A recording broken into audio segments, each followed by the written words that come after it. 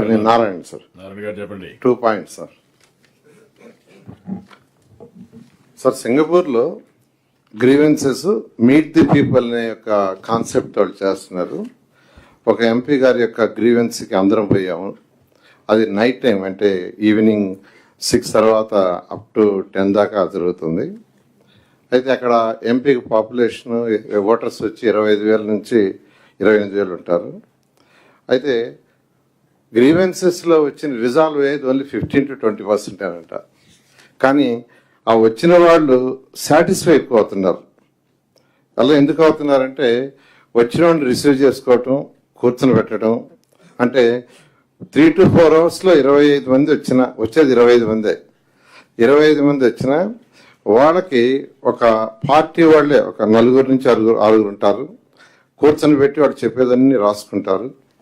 అది అయిన తర్వాత ఎంపీ గారు ఒక 4 అఫీషియల్స్ని పెట్టి ఇమీడియట్గా ఆ కన్సర్న్ మినిస్టర్స్కి లెటర్స్ రాయటం, ఫాలోఅప్ చేయడం జరుగుతుంది. అంటే కొద్దిగా క్లోజ్ మానిటరింగ్ చేయటం వల్ల ఎక్కువ సాటిస్ఫాక్షన్ ఉంది. మన దగ్గర మన యొక్క స్టేట్లో అబ్జర్వేషన్ ఏంటంటే గ్రీవెన్సెస్లో ఎక్కువ మంది వస్తున్నారు. ఆ వచ్చిన వాళ్ళని రిసీవ్ చేసుకొని ఆ గ్రీవెన్సెస్ తీసుకునేది అంటే అప్లికేషన్ తీసుకోవటం, జస్ట్ పంపించడం ఎక్కువగా జరుగుతుంది. ఈ యొక్క గ్రీవెన్స్ యొక్క కార్యక్రమాన్ని మనం కొంత రివైజ్ చేస్తే బెటర్గా ఉంటుంది అనేది నేను అక్కడ అబ్జర్వ్ చేసిన విషయం. ఆనరబుల్ సీఎం గారు దాన్ని ఒకసారి స్టేట్ మొత్తంలో రివైజ్ చేస్తే. ఇంకొక పాయింట్ సార్, మేమంతా కలిసి national university of Singapore visit చేసాం.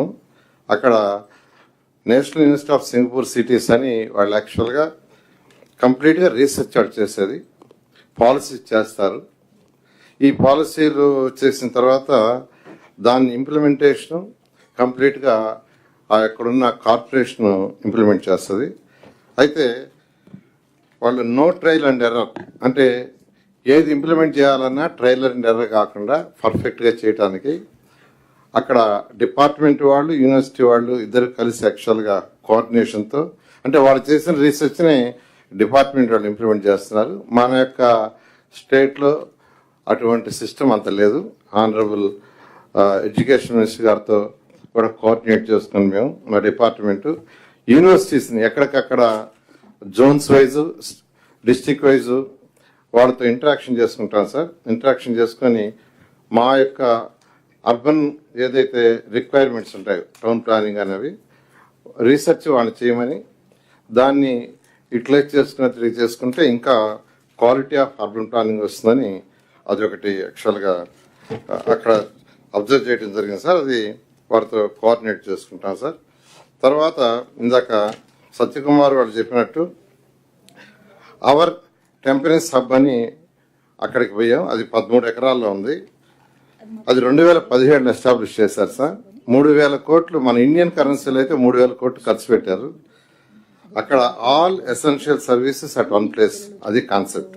అంటే 14 డిపార్ట్మెంట్ల యొక్క సర్వీసెస్ అక్కడ పెట్టారు. సోషల్ ఇన్ఫ్రాస్ట్రక్చర్, రిక్రియేషన్ అంటే స్పోర్ట్స్ ఫెసిలిటీస్ అక్కడ ఇచ్చారు. All library, food centres, health care centre points అంటే జిమ్ లాంటివి, అట్నే కమ్యూనిటీ యాక్టివిటీ స్పేసెస్ ఇచ్చారు. 14 డిపార్ట్మెంట్స్ సర్వీస్ అని ఒక దగ్గర ఇచ్చారు. ఇటువంటిది యాక్చువల్గా అమరావతిలో ఆల్రెడీ ఒకటి హక్కు వాళ్ళకి ఇచ్చాం సార్, మన ల్యాండ్ 8 acres. ఇటువంటిది పెట్టమని చేసాం. అదేవిధంగా ఇప్పుడు government of India UCF fund ఇస్తుంది సార్. 25% వాళ్ళు గ్రాంట్ ఇస్తున్నారు, 70% లోన్ తీసుకోవాలా. ఒకటి విశాఖపట్నంలో పెట్టడానికి ప్లాన్ చేస్తున్నాం సార్. ఈ విధంగా అక్కడైతే మేము అబ్జర్వ్ చేసామో వాటిని ఇక్కడ ఇంప్లిమెంట్ చేయడానికి planning sir. Thank you sir.